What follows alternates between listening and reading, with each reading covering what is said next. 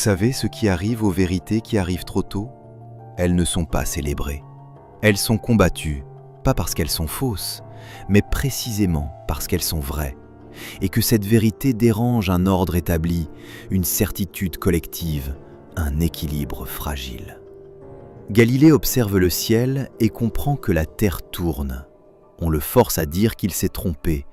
Il meurt assigné à résidence, ses livres interdits. Darwin passe des décennies à rassembler des preuves sur l'évolution. Quand il publie enfin, on le caricature en singe dans les journaux. On dit qu'il détruit la dignité humaine.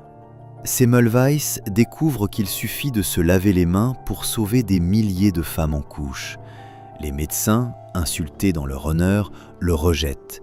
Il finit interné, battu à mort par les gardiens. Le mécanisme est toujours identique, une découverte qui bouleverse, un messager qu'on tente de détruire. Puis, le silence. Des années, parfois des siècles de silence. Et enfin, discrètement, la réhabilitation. Quand il est trop tard, quand le découvreur est mort, quand sa vérité ne dérange plus personne. Vous avez vécu assez longtemps pour avoir observé ce pattern. Peut-être dans votre profession, peut-être dans votre famille, peut-être dans les grands débats de société de votre époque. Cette façon qu'ont les institutions de réagir quand quelqu'un touche à quelque chose de sacré. 1977, Université d'Oxford. Deux jeunes historiens publient un livre. Patricia Crone, 33 ans, Michael Cook, 35 ans. Tous deux brillants, formés dans les meilleures universités britanniques, arabisants, connaisseurs des sources anciennes. Le livre s'intitule Agarism, The Making of the Islamic World. 268 pages, publié par Cambridge University Press, l'une des maisons d'édition académiques les plus respectées au monde. Leur intention n'était pas de provoquer, encore moins d'insulter. Ils voulaient simplement appliquer à l'histoire des origines de l'islam la même rigueur méthodologique qu'on applique à l'histoire du christianisme primitif, du judaïsme, de Rome, de la Grèce antique. Cette approche semble banale aujourd'hui, n'est-ce pas? Pourtant, en 1977, c'était révolutionnaire. Parce que pendant 1400 ans, personne n'avait vraiment osé le faire. Leur méthode était simple, trop simple peut-être. Ignorer les biographies du prophète Mohammed écrites 150 à 200 ans après sa mort. Ignorer les traditions orales compilées des générations plus tard. Ignorer les légendes, aussi belles soient-elles. Et se concentrer uniquement sur ce qui existait vraiment à l'époque des faits. Les inscriptions gravées dans la pierre, les pièces de monnaie frappées par les premiers califes, les lettres et chroniques, écrites par des témoins contemporains, chrétiens, juifs, zoroastriens, qui ont vu de leurs yeux ce qui se passait. Les documents qui ne mentent pas, qui ne peuvent pas être réécrits a posteriori pour servir un récit. Ce qu'ils ont découvert, disons simplement que cela ne correspondait pas du tout à l'histoire officielle. Ce qui s'est passé ensuite était, avec le recul, tristement prévisible. Des accusations, d'islamophobie, de racisme déguisé en science, de mépris pour une religion et ses fidèles, des menaces, des tentatives pour faire interdire le livre, des campagnes pour discréditer les auteurs, des pressions sur les universités qui les employaient. Michael Cook a survécu à la tempête. Il enseigne toujours aujourd'hui à Princeton, respecté certes, mais silencieux sur Agarism. Il n'en parle presque plus. Patricia Crone, elle, a continué. Elle a affiné ses recherches pendant 40 ans, publié des dizaines d'articles, plusieurs livres, devenue l'une des plus grandes spécialistes mondiales de l'islam primitif. Elle est morte en 2015, à 70 ans, cancer, dans son bureau de Princeton, entourée de ses livres et de ses manuscrits. Et après sa mort, quelque chose d'étrange s'est produit. Les attaques ont redoublé. On a inventé de fausses citations pour la discréditer. On a tenté d'effacer son héritage intellectuel. Mais voilà, pendant ces 40 années, l'archéologie n'est pas restée immobile. Des fouilles, des analyses au carbone 14, des technologies nouvelles pour examiner les manuscrits anciens, des inscriptions découvertes dans le désert, des pièces de monnaie exhumées. Et pierre après pierre, document après document, tout a commencé à confirmer ce que Crone et Cook avaient dit en 1977. Discrètement, dans des revues académiques que personne ne lit, dans des colloques spécialisés, loin du grand public. Parce que dire à voix haute ce que l'archéologie révèle, c'est encore dangereux aujourd'hui. Ce que je m'apprête à vous raconter n'est pas une théorie conspirationniste inventée sur un forum obscur. Ce sont des découvertes publiées par des universitaires dans des revues à comité de lecture. Des faits vérifiables, des documents consultables. Mais personne n'ose en parler ouvertement. Parce que toucher aux origines d'une religion, c'est toucher à l'identité de millions de personnes. C'est ouvrir des blessures. C'est prendre des risques. Moi, je vais prendre ce risque aujourd'hui. Non pas par provocation, mais parce que vous méritez de savoir. Parce que la vérité historique ne devrait jamais être otage de la peur. Et parce que Patricia Crone, quelque part, mérite que son travail soit enfin entendu. Avant d'aller plus loin, permettez-moi de vous parler franchement. Ce que je m'apprête à partager avec vous va demander du temps, de l'attention, la capacité de suspendre temporairement vos certitudes pour examiner des faits qui pourraient les ébranler. Je sais que ce n'est pas facile. Croyez-moi, je le sais. Nous avons tous grandi avec des récits fondateurs, des histoires qui donnent du sens, qui créent de l'appartenance, qui structurent notre vision du monde. Et quand quelqu'un vient examiner ces histoires avec les outils froids de l'histoire, de l'archéologie, de la philologie, cela peut sembler irrespectueux, voire violent. Mais voilà ce que l'âge nous enseigne, n'est-ce pas ? Qu'on peut aimer une tradition tout en reconnaissant que son origine est plus complexe que ce qu'on nous a raconté. Qu'on peut respecter profondément une communauté de croyants tout en examinant factuellement les documents historiques. Qu'on peut honorer la foi des gens tout en cherchant à comprendre comment cette foi s'est construite, humainement, historiquement, socialement. Les deux ne s'excluent pas, c'est même le contraire. Une foi qui a peur de l'examen historique est fragile. Une foi qui accepte d'être questionnée, qui s'enrichit de la connaissance plutôt que de la fuir, celle-là est solide. Cette vidéo va durer près d'1 heure. Je vais vous demander de me suivre à travers des siècles d'histoire, à travers des documents en plusieurs langues, à travers des débats académiques complexes. Si vous êtes ici pour une réponse simple en 3 minutes, vous serez déçu. Si vous êtes ici pour qu'on vous confirme ce que vous pensez déjà, vous serez peut-être troublé. Mais si vous êtes ici parce que vous avez compris que la réalité est toujours plus riche, plus nuancée, plus surprenante que les récits simplifiés, si vous faites partie de cette génération qui a appris à se méfier des vérités trop lisses, trop faciles, trop confortables, si vous avez ce recul que donne l'expérience, cette capacité à accepter que les choses ne sont pas toujours ce qu'on croyait qu'elles étaient, alors restez. Je ne vais pas vous dire ce qu'il faut penser de l'islam. Je ne suis pas là pour détruire la foi de qui que ce soit. Franchement, qui suis-je pour juger ce qui donne du sens à la vie de 2 milliards de personnes ? Je vais simplement vous montrer ce que révèlent les documents historiques authentiques, les sources contemporaines, les témoignages de ceux qui ont vécu les événements, l'archéologie qui ne ment pas. Ce que vous en ferez ensuite, c'est votre liberté, votre responsabilité. Vous pourrez décider que ces découvertes ne changent rien à votre foi, que l'histoire humaine d'une religion n'enlève rien à sa vérité spirituelle. Vous pourrez décider au contraire que cela change votre regard, que comprendre les origines réelles modifie votre rapport au sacré. Les deux choix sont légitimes, les deux méritent le respect. Mais pour faire un choix libre, il faut d'abord savoir. Et c'est ce savoir que je vais vous transmettre aujourd'hui. Il y a quelque chose de précieux dans le fait de regarder l'histoire en face, sans peur, sans colère, juste avec curiosité. De se dire comment les choses se sont-elles vraiment passées ? Comment naît une religion ? Comment se construit un récit collectif ?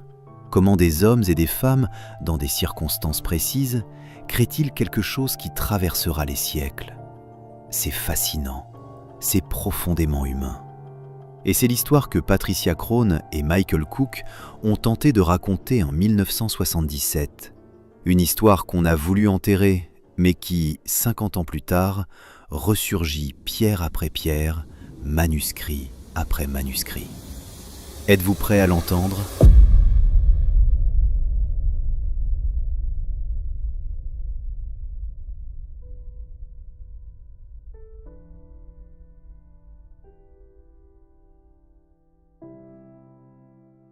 Oxford, début des années 1970.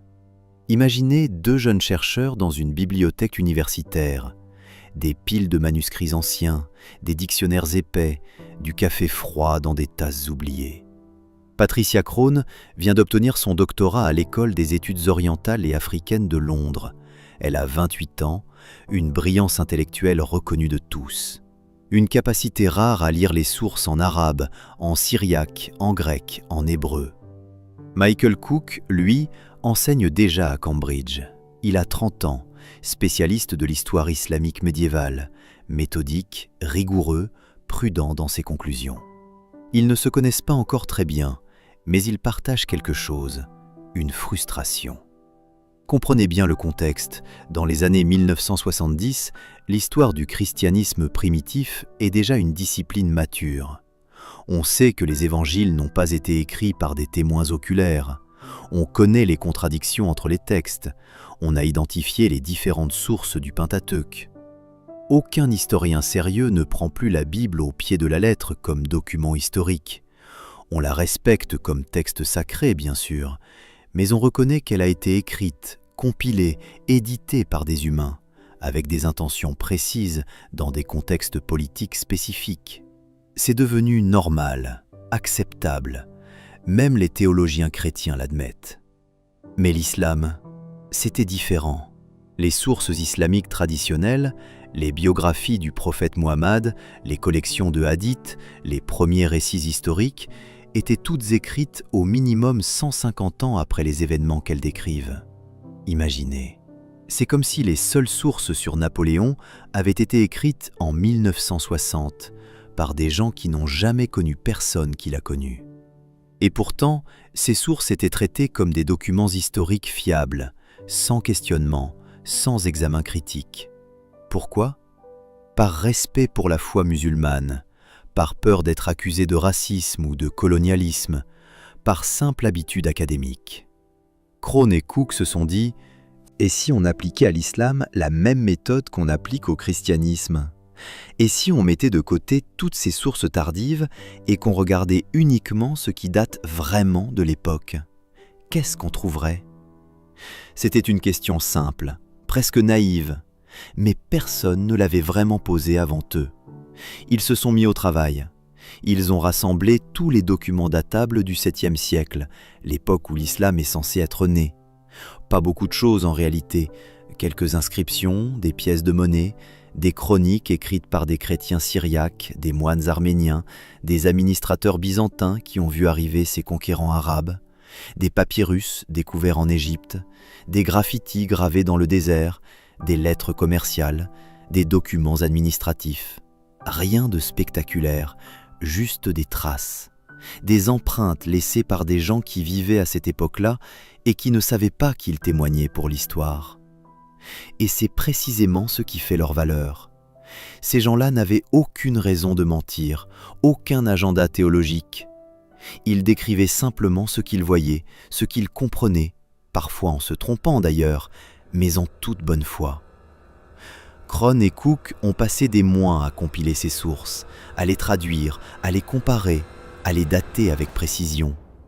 Et lentement, un tableau est apparu. Un tableau qui ne correspondait pas du tout à l'histoire traditionnelle. Selon la tradition islamique, Muhammad reçoit ses premières révélations vers 610, à la Mecque en Arabie. Il prêche un monothéisme pur.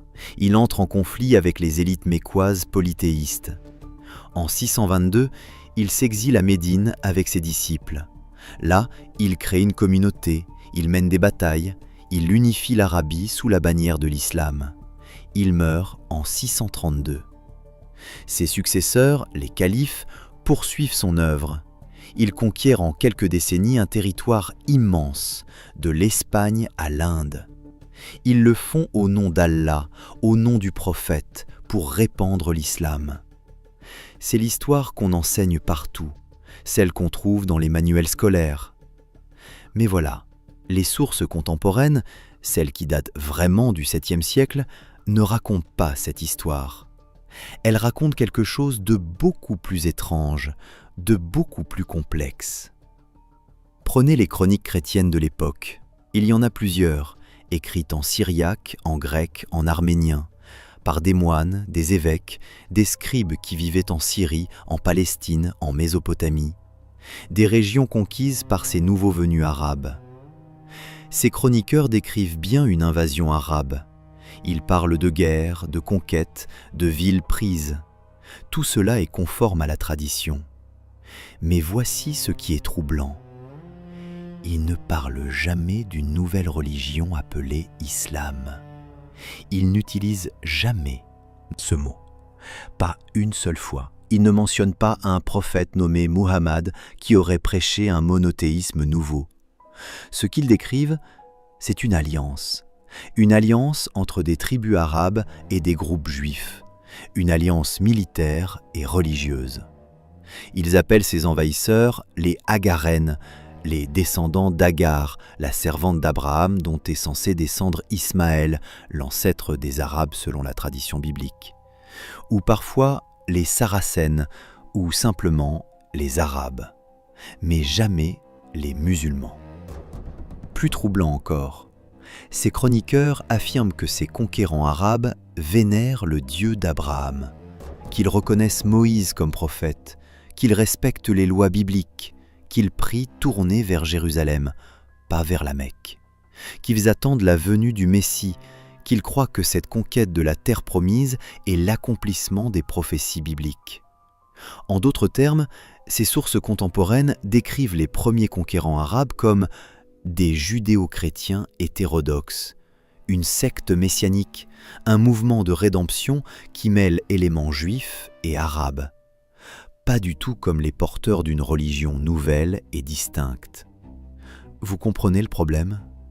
Si ces témoins contemporains disent vrai, et ils n'avaient aucune raison de mentir, alors l'histoire traditionnelle de la naissance de l'islam est fausse, ou du moins, elle est beaucoup plus compliquée qu'on ne le raconte. Crone et Cook ont continué à creuser. Ils ont examiné les inscriptions arabes les plus anciennes, celles gravées sur des rochers dans le désert, sur des bâtiments, sur des bornes kilométriques. Et là encore, surprise. Les premières inscriptions en arabe qui mentionnent explicitement Muhammad et l'islam datent des années 690, 60 ans après la mort présumée du prophète. Avant cela, rien, ou presque rien. Des invocations à Dieu, des formules de bénédiction, mais aucune référence claire à un prophète arabe, à une nouvelle religion, à un livre sacré appelé Coran. C'est comme si, pendant les 60 premières années après la mort de Muhammad, personne n'avait encore vraiment compris ce qu'était l'islam, ou plutôt, comme si l'islam tel que nous le connaissons n'existait pas encore. Les pièces de monnaie aussi racontent une histoire étrange. Les premiers califes, ceux qui sont censés avoir succédé directement au prophète, frappaient des pièces avec des symboles chrétiens, des croix, des images de souverains byzantins. Puis progressivement, ces symboles disparaissent, remplacés par des inscriptions en arabe, par des formules religieuses. Mais ce changement ne se fait pas d'un coup, il se fait lentement, sur plusieurs décennies. Comme si l'identité religieuse de ces conquérants était en train de se définir, en train de se construire en temps réel. Crone et Cook ont passé 3 ans à compiler toutes ces preuves, à les analyser, à essayer de comprendre ce qu'elles signifiaient. Et en 1977, ils ont publié leurs conclusions, dans un livre qui allait changer leur vie, et qui allait devenir l'un des ouvrages les plus controversés de l'histoire de l'islamologie.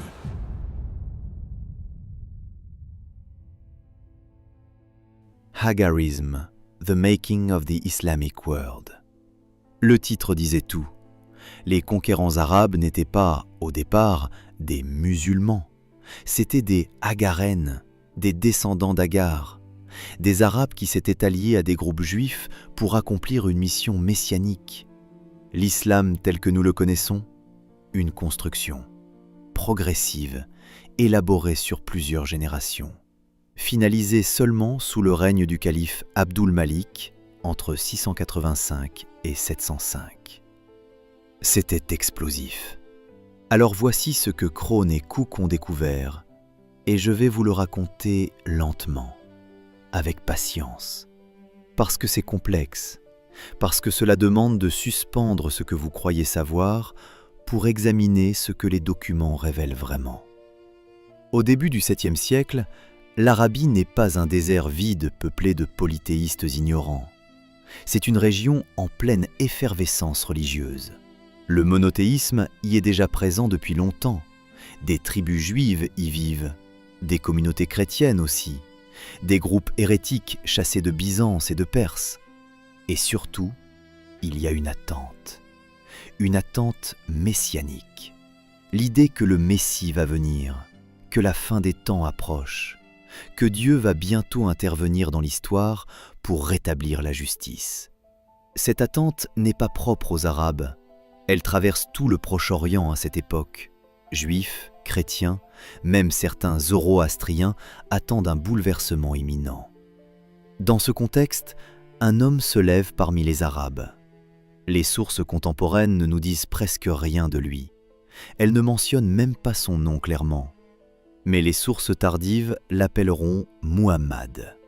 Peu importe son nom réel, ce qui compte, c'est ce qu'il prêche. Il prêche un monothéisme strict. Il affirme qu'il est dans la lignée des prophètes bibliques, qu'il apporte le même message que Moïse, qu'Abraham. Il rassemble autour de lui des Arabes, des tribus nomades, des marchands, des guerriers. Mais, et c'est crucial, il ne prêche pas une religion nouvelle, distincte du judaïsme. Il prêche que les Arabes, descendants d'Ismaël, ont eux aussi le droit d'hériter des promesses faites à Abraham, qu'ils sont eux aussi le peuple élu, que le Dieu d'Abraham, le Dieu de Moïse, le Dieu d'Israël, est aussi leur Dieu. C'est un message puissant, révolutionnaire même. Pendant des siècles, les Arabes ont été considérés comme des cousins pauvres, des descendants de la servante Agar, pas de l'épouse Sarah, des fils illégitimes d'Abraham. Et voilà qu'un prophète leur dit « Non, vous êtes légitimes. Vous avez votre place dans le plan de Dieu. Vous êtes vous aussi héritiers de la terre promise. » Ce message trouve un écho chez certains groupes juifs, pas tous bien sûr, mais certains, des groupes marginaux, hétérodoxes, peut-être des juifs samaritains, peut-être des sectes messianiques qui attendaient la venue d'un prophète des derniers temps. Ces groupes voient dans ce prophète arabe quelque chose d'intéressant, une occasion. L'Empire byzantin et l'Empire perse viennent de s'entre-déchirer pendant des décennies de guerre. Les deux sont affaiblis, épuisés, vulnérables. Si jamais il y a un moment pour accomplir les prophéties bibliques, reconquérir Jérusalem, rétablir le temple, instaurer le royaume de Dieu sur terre, c'est maintenant. Mais les Juifs seuls ne peuvent pas le faire. Ils n'ont pas d'armée, pas de force militaire. Les Arabes, eux, ont des guerriers, des cavaliers redoutables, une mobilité dans le désert. Alors, une alliance se forme. Une alliance entre des tribus arabes qui veulent leur place dans l'histoire du salut et des groupes juifs qui veulent accomplir les prophéties messianiques. C'est cela, l'origine de ce qui deviendra l'islam.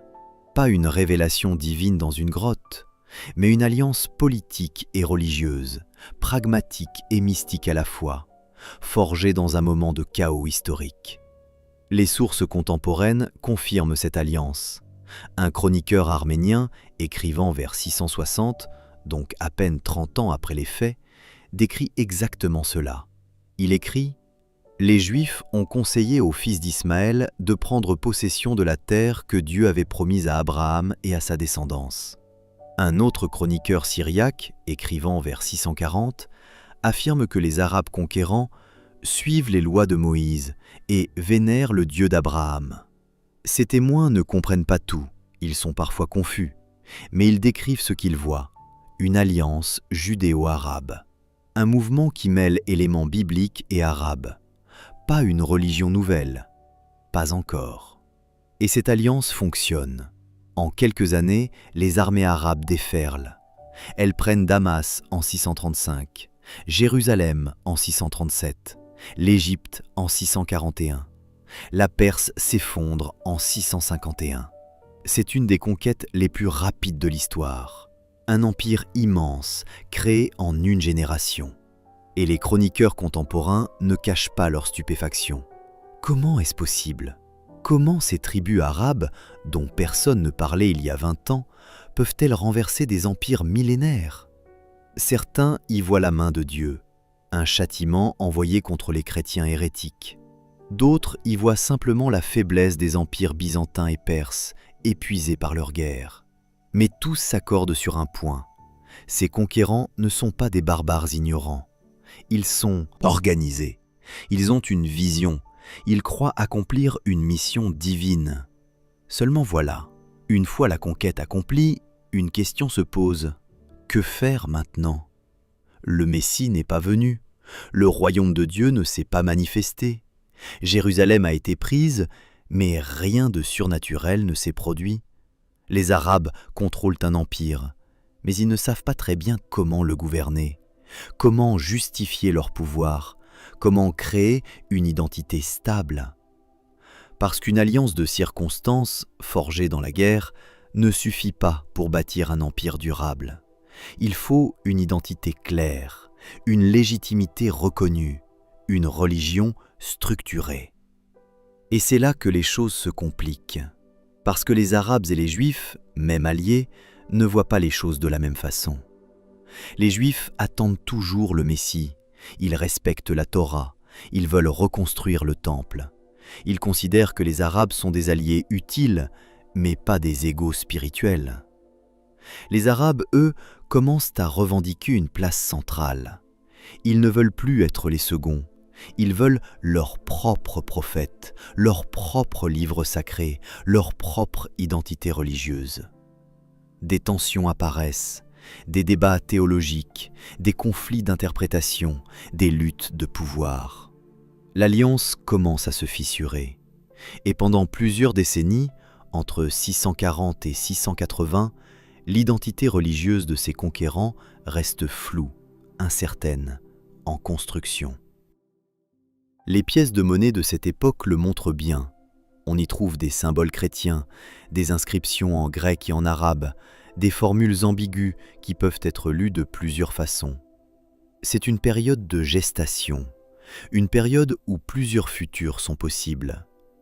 L'islam aurait pu rester une secte judéo-arabe, une branche hétérodoxe du judaïsme, mais ce n'est pas ce qui s'est passé. En 680, une guerre civile éclate dans le califat. Plusieurs prétendants se disputent le pouvoir. L'un d'eux, Abdul Malik ibn Marwan, finit par l'emporter. Il devient calife en 685. Et c'est lui, Abdul Malik, qui va transformer définitivement cette alliance confuse en une religion distincte et cohérente. C'est lui qui va créer l'islam tel que nous le connaissons. Pas Muhammad, pas les premiers califes, Abdul Malik. Un homme politique brillant, pragmatique, visionnaire. Il comprend qu'il ne peut pas continuer à gouverner un empire avec une identité religieuse floue, une alliance instable, des symboles empruntés. Il faut quelque chose de nouveau, de clair, d'arabe. Il faut séparer définitivement les Arabes des Juifs, créer une religion qui soit uniquement arabe, qui donne aux Arabes une légitimité propre, indépendante de toute autre tradition. Et Abdul Malik a les moyens de le faire. Il contrôle l'appareil d'État, les scribes, les architectes, les théologiens de cour, poètes, les propagandistes. Il va tout mettre en œuvre pour refonder la religion de son empire. 685 après Jésus-Christ, Damas. Abdul Malik devient calife après des années de guerre civile sanglante. Il a vaincu ses rivaux, il contrôle maintenant un empire qui s'étend de la Libye à l'Iran. Mais cet empire est fragile. Les populations conquises sont majoritairement chrétiennes, juives, zoroastriennes. Elles ne comprennent pas vraiment qui sont ces conquérants arabes, quelle est leur religion, quelle est leur légitimité. Les Arabes eux-mêmes sont divisés. Certains penchent encore vers le judaïsme, d'autres ont adopté des pratiques chrétiennes, d'autres encore suivent des traditions purement arabes. Il n'y a pas de cohérence, pas d'identité claire. Abdul Malik comprend qu'un empire ne peut pas survivre dans cette confusion. Il faut une religion d'État, unifiée, distinctive, qui sépare clairement les Arabes de toutes les autres communautés. Et il va la créer. Première décision, arabiser l'administration. Jusqu'alors, l'administration du califat fonctionnait en grec et en persan, les langues des anciens empires. Les scribes chrétiens et zoroastriens continuaient à travailler comme avant. Abdul Malik change tout. Il ordonne que tous les documents administratifs soient désormais rédigés en arabe, que toutes les pièces de monnaie portent des inscriptions arabes. C'est une révolution bureaucratique. Elle prend des années, mais elle envoie un message clair. Cet empire est arabe. La langue arabe est la langue du pouvoir. Et avec la langue vient l'identité. Deuxième décision, créer une architecture sacrée proprement arabe. En 691, Abdul Malik fait construire le dôme du Rocher à Jérusalem. C'est un bâtiment extraordinaire, magnifique, imposant, visible de loin. Il est construit sur le mont du Temple, l'endroit le plus sacré du judaïsme, l'endroit où se tenait le temple de Salomon, l'endroit que les Juifs veulent reconstruire depuis des siècles. Abdul Malik construit là, délibérément. Et ce qu'il construit n'est pas un temple juif, ce n'est pas une église chrétienne non plus. C'est quelque chose de nouveau, un sanctuaire islamique. À l'intérieur, des inscriptions couvrent les murs, des inscriptions en arabe, des versets qui affirment l'unicité de Dieu, qui nient la Trinité chrétienne, qui affirment que Jésus était un prophète, pas le Fils de Dieu. Et surtout, des versets qui parlent d'un prophète, un messager de Dieu, pas nommé explicitement, mais identifiable. Muhammad. C'est la première fois que le nom de Muhammad apparaît aussi clairement dans un monument officiel. 60 ans après sa mort présumée. Vous sentez ce qui se passe ? Abdul Malik est en train de construire une nouvelle histoire, une nouvelle théologie, une nouvelle religion. Il prend des éléments de la tradition judéo-arabe des premiers temps, il y ajoute des éléments chrétiens, des éléments arabes. Il mélange, il sélectionne, il réécrit, et il inscrit tout cela dans la pierre, dans l'architecture, dans les pièces de monnaie, dans les documents officiels. Il crée des faits accomplis, des monuments que personne ne peut ignorer, des inscriptions que personne ne peut effacer. Troisième décision, redéfinir la direction de la prière. Les sources contemporaines nous disent que les premiers conquérants arabes priaient tournés vers Jérusalem, comme les Juifs, comme les chrétiens d'Orient. C'était logique. Jérusalem était la ville sainte, le lieu de la révélation, le centre du monde dans la géographie sacrée. Mais sous Abdul Malik, quelque chose change. La direction de la prière se déplace, progressivement, de Jérusalem vers un autre lieu, un lieu en Arabie, un lieu appelé la Mecque. Attendez, la Mecque ? Oui, mais voilà le problème. Aucune source contemporaine ne mentionne la Mecque avant les années 690. Aucune inscription, aucune pièce de monnaie, aucune chronique. La Mecque apparaît soudainement dans les documents officiels sous Abdul Malik, et soudainement, elle devient le centre, le lieu sacré par excellence, le lieu où le prophète aurait prêché, le lieu vers lequel tous les musulmans doivent prier. Comment est-ce possible ? Comment un lieu peut-il devenir central 60 ans après les faits, sans qu'aucune source contemporaine ne l'ait mentionné avant ? Crone et Cook proposent une explication. La Mecque, dans sa forme sacrée, est une invention tardive, une construction idéologique du califat d'Abdul Malik. Il avait besoin d'un centre religieux en Arabie, pas à Jérusalem, qui restait trop associé au judaïsme et au christianisme. Il fallait un lieu purement arabe, un lieu qui ancre l'islam dans la péninsule arabique, qui fasse des Arabes le peuple central de cette nouvelle religion. Alors on a choisi un lieu.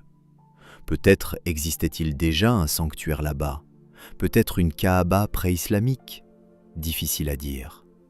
Mais ce qui est certain, c'est que ce lieu a été sacralisé théologiquement et historiquement sous Abdul Malik. On a construit rétrospectivement une histoire où le prophète était né là, où il avait prêché là, où il avait reçu ses révélations là. Une histoire qui faisait de la Mecque le berceau de l'islam. Et cette histoire, répétée pendant des décennies, transmise oralement puis écrite, est devenue la vérité officielle. Quatrième décision, compiler un livre sacré. Vous comprenez maintenant pourquoi c'était nécessaire. Les Juifs avaient la Torah, les chrétiens avaient les évangiles. Les Arabes, pour être légitimes, devaient avoir leur propre livre, leur propre révélation écrite. Et Abdul Malik a lancé ce projet, rassembler les traditions orales qui circulaient, les hymnes, les prières, les récits, les règles, compiler, les organiser, les éditer, créer un livre cohérent, un livre qui raconte l'histoire d'un prophète arabe, qui établit des lois, qui définit une théologie, qui crée une identité. Ce livre, ce sera le Coran. Maintenant, attention, je ne dis pas que le Coran a été inventé de toutes pièces par Abdul Malik. Il existait probablement des traditions orales plus anciennes, des paroles attribuées aux prophètes, des hymnes liturgiques, des fragments de textes. Mais la compilation, l'organisation, la canonisation de ces textes en un livre unique et définitif, cela s'est fait sous Abdul Malik, entre 690 et 710. Les manuscrits coraniques les plus anciens que nous possédons datent de cette époque, pas avant. Avant, rien, ou presque rien.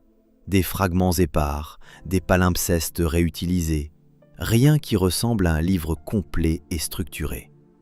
Et voilà, en une génération, Abdul Malik a transformé une alliance confuse entre Arabes et Juifs en une religion distincte, cohérente, puissante. Il a arabisé l'administration, construit des monuments sacrés, redéfini la géographie religieuse, compilé un livre sacré. Il a créé l'islam. Pas Muhammad, pas les premiers califes qui, selon les sources contemporaines, ne savaient pas vraiment eux-mêmes ce qu'ils fondaient. Abdul Malik, un homme politique génial, qui a compris que pour gouverner un empire, il fallait une religion, et qui a eu les moyens et la volonté de la créer. Mais il y a encore un détail fascinant que Krohn a découvert, un détail qui explique beaucoup de choses. Les groupes juifs qui se sont alliés aux Arabes au début du 7e siècle n'étaient probablement pas des juifs rabbiniques ordinaires. C'étaient très probablement des Samaritains. Vous connaissez les Samaritains ? Aujourd'hui, il n'en reste qu'une poignée, quelques centaines de personnes vivant en Israël et en Cisjordanie. Une communauté minuscule, presque éteinte. Mais au 7e siècle, c'était différent. Les Samaritains étaient encore nombreux, surtout en Palestine, surtout autour de Naplouse, leur ville sainte. Les Samaritains sont une branche ancienne du judaïsme. Ils vénèrent le même Dieu, ils respectent la Torah, mais ils ne reconnaissent pas Jérusalem comme unique centre sacré. Pour eux, c'est le mont Garizim, près de Naplouse, qui est le lieu saint. Et surtout, ils ont toujours été en conflit avec les Juifs rabbiniques. Des siècles de tensions, de querelles théologiques, de violences parfois. Or, au début du 7e siècle, les Samaritains avaient de bonnes raisons de détester l'Empire byzantin. Les Byzantins étaient chrétiens, et les chrétiens considéraient les Samaritains comme des hérétiques. Ils les persécutaient, détruisaient leurs synagogues, les chassaient de leurs terres. En 529, il y avait eu une grande révolte samaritaine, écrasés dans le sang par les arabes byzantins. Des dizaines de milliers de morts. Les Samaritains survivants haïssaient Byzance. Alors, quand les Arabes sont arrivés, porteurs d'un message biblique promettant de renverser Byzance et de libérer la terre promise, les Samaritains ont vu une opportunité. Une alliance avec ces Arabes pouvait leur permettre de se venger, de reprendre le contrôle de leur terre, de reconstruire leur sanctuaire. Et cette alliance explique beaucoup de choses étranges dans les premières traditions islamiques. Par exemple, le Coran contient de nombreux récits bibliques, mais ces récits sont souvent différents de la version juive rabbinique. Ils sont plus proches de la version samaritaine. Le mont Sinaï, par exemple. Dans le judaïsme rabbinique, c'est le lieu où Moïse a reçu la Torah. Mais les Samaritains ont une autre tradition, et le Coran suit la tradition samaritaine. Ou encore l'histoire de Joseph. Le Coran raconte l'histoire de Joseph de manière très détaillée, mais avec des différences par rapport à la Genèse. Et ces différences correspondent à des traditions samaritaines. Il y a des dizaines d'exemples comme ça, des détails qui montrent que les premières traditions islamiques ont été influencées par une lecture samaritaine de la Bible, pas par la lecture rabbinique dominante. Krohn a passé des années à étudier ces parallèles, à les documenter, à montrer comment l'islam primitif porte les traces de cette alliance judéo-arabe, et plus précisément d'une alliance entre Arabes et Samaritains. C'est un travail minutieux, technique, qui demande une connaissance profonde des sources samaritaines, souvent obscures. Mais le résultat est fascinant. L'islam n'est pas né dans le vide, il est né d'une rencontre, d'un mélange, d'une collaboration entre des peuples qui partageaient une vision messianique, une attente de la fin des temps, un désir de renverser les empires oppresseurs. Et puis, progressivement, cette alliance s'est défaite. Les Arabes ont pris leur distance avec les Samaritains, avec les Juifs en général. Sous Abdul Malik, la séparation est devenue officielle, définitive. L'islam est devenu une religion distincte, avec son propre prophète, son propre livre, ses propres lois. Mais les traces de l'alliance originelle restent, inscrites dans le Coran, dans les traditions, dans l'architecture, pour qui sait regarder. Vous vous demandez peut-être, pourquoi tout cela a-t-il été caché si longtemps? Pourquoi cette histoire n'est-elle pas enseignée dans les écoles? Pourquoi les manuels d'histoire continuent-ils à raconter la version traditionnelle? La réponse est simple, parce que cette découverte est politiquement dangereuse. Comprenez bien le contexte. Pour 2 milliards de musulmans dans le monde, l'histoire traditionnelle de l'islam n'est pas qu'une histoire. C'est le fondement de leur identité, de leur foi, de leur rapport au sacré. Muhammad a reçu une révélation directe de Dieu. Le Coran est la parole même de Dieu, inchangée, parfaite. L'islam est né d'une intervention divine, pas d'une construction humaine. Cette croyance structure tout, la manière de prier, la manière de vivre, les lois, la morale, le sens de l'existence. Et voilà que 2 historiens occidentaux viennent dire « Non, ce n'était pas comme ça ». L'islam est né d'une alliance politique entre Arabes et Juifs. Il a été construit progressivement par des hommes pour des raisons stratégiques. Vous imaginez la violence de cette révélation? C'est comme dire à un chrétien « Jésus n'a jamais existé ». Les évangiles ont été écrits 3 siècles plus tard par des scribes byzantins pour servir l'empereur Constantin. Même si c'était vrai, même si vous aviez toutes les preuves du monde, le choc serait énorme. L'identité s'effondre, le sens vacille. Tout ce qu'on croyait savoir se révèle être une construction. Alors oui, Krohn et Cook ont été attaqués, violemment. On ne les a pas attaqués sur leurs preuves, parce que leurs preuves étaient solides, vérifiables, publiées dans une maison d'édition académique respectée. On les a attaqués sur leurs intentions. Ils sont islamophobes, ils servent l'impérialisme occidental, ils cherchent à humilier les musulmans, ils veulent détruire l'islam. Aucune de ces accusations n'était vraie. Krohn et Cook n'étaient pas islamophobes, ils ne haïssaient pas les musulmans, ils n'avaient aucun agenda politique. Ils étaient historiens, ils faisaient leur métier, examiner les sources, reconstruire le passé, dire ce que les documents révèlent. Mais dans un monde où la religion est si intimement liée à l'identité, où toucher à l'histoire sacrée est perçu comme une agression, faire de l'histoire devient un acte dangereux. Et le plus troublant, c'est que ce mécanisme n'est pas propre à l'islam. Vous l'avez vu fonctionner partout. Quand des historiens ont voulu examiner certains aspects de la Seconde Guerre mondiale, on les a accusés de révisionnisme, de négationnisme. Quand des chercheurs ont voulu étudier scientifiquement les origines du christianisme, on les a accusés de blasphème, d'attaque contre la foi. Quand des anthropologues ont voulu analyser les mythes fondateurs de certaines nations, on les a accusés de trahison, de manque de patriotisme. Vous reconnaissez le pattern ? C'est toujours la même structure. Un chercheur découvre quelque chose qui contredit un récit fondateur. Le récit fondateur est défendu, non pas par des arguments rationnels, mais par des accusations morales. On ne répond pas aux preuves, on attaque la personne. Et souvent, cela suffit. La pression sociale est telle que le chercheur se retire, ou se tait, ou modère ses conclusions pour ne pas choquer. La vérité historique devient otage de la sensibilité collective. Mais voilà ce que l'âge nous enseigne. Les vérités dérangeantes finissent toujours par ressurgir. On peut les enterrer pendant des décennies, menacer ceux qui les énoncent, interdire les livres qui les contiennent. Mais si elles sont vraies, si elles reposent sur des faits vérifiables, elles reviennent. Toujours. Galilée a été forcé de se rétracter, mais la Terre tourne quand même. Darwin a été ridiculisé, mais l'évolution est un fait. Semmelweis est mort dans un asile, mais aujourd'hui tous les chirurgiens se lavent les mains. Et Patricia Crone est morte en 2015, harcelée jusqu'au bout.